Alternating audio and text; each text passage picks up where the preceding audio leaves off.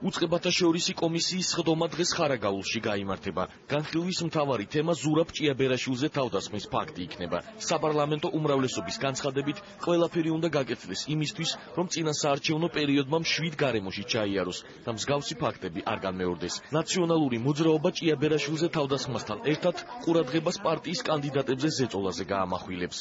მოვისმენთ პროკურატურის ინფორმაციას, რაც უკავშირდება ჭიაბერაშვილის მიმართ განხორციელებულ ფიზიკური ძალადობის ფაქტს. პოზიცია კომისიის თავმჯდომარის მხრიდან უკვე გამოხატული იქნა.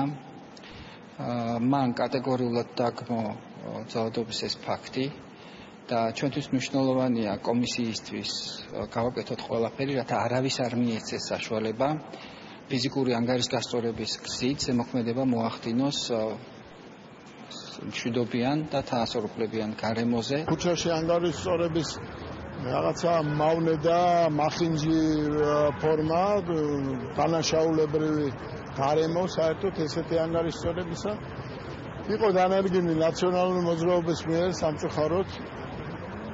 ამის წინააღმდეგ ბრძოლა საჭირო, საზოგადოება უნდა დაწყნარდეს, ვფიქრობ ეს არჩევნებიც ერთ-ერთი წინაპირობა იქნება სტაბილიზაციის.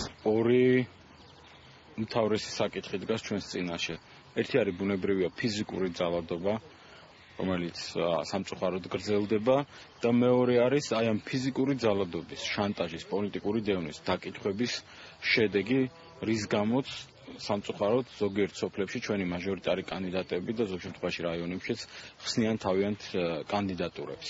ბუნებრივია ეს იქნება უწყებათაშორისო კომისიაში განხილვის საგანი. ჩვენ კომისიას მივაწოდეთ ინფორმაცია ხარაგაულის გამგეობის თანამშრომლების მიერ ავტომანქანების წინასაარჩევნო კამპანიის მიზნებისთვის გამოყენების თაობაზე და იმედი გვაქვს, რომ სწორედ იქ ხარაგაულში ამ საკითხების განხილვას დაეთმობა დრო. გარდა ამისა ჩვენ სწორედ გუშინ გადაუგზავნეთ მათ ინფორმაცია რამოდენიმე საჯარო მოხილის პოლიტიკური ნიშნით გათავისუფლების თაობას და ვფიქრობთ, რომ ესეც დღის წესრიგში უნდა იყოს შესული და დაუყოვნებლივ მოახდინოს მათზე რეაგირება.